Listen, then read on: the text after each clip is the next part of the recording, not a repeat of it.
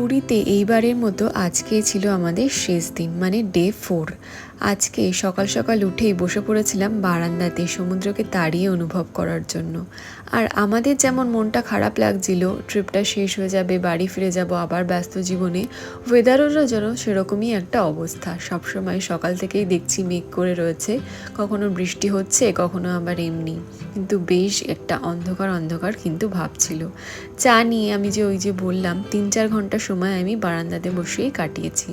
Biscuit ডুবিয়ে চা খেতে খেতে রিয়েলাইজ করলাম এবার স্নান করতে যেতে হবে। স্নান করে রেডি হয়ে গেছিলাম আমরা আশেপাশে কিছু কিছু মন্দির ঘুরে দেখার জন্য।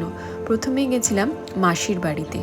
এই মাসিমা টেম্পল বা মাসির বাড়িতে ঘুরে তারপর আমরা চলে গেছিলাম রথযাত্রার সময় যেখানে রথ থাকে, মানে গুন্ডিচা মন্দিরে।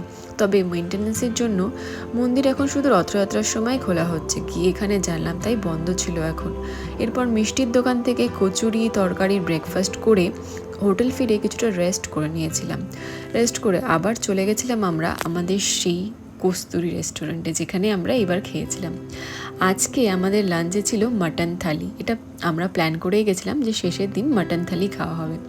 খেয়ে এসে আবারও কিছুটা সময় রেস্ট করে বিকেলে আবারও বসে পড়েছিলাম বারান্দায়।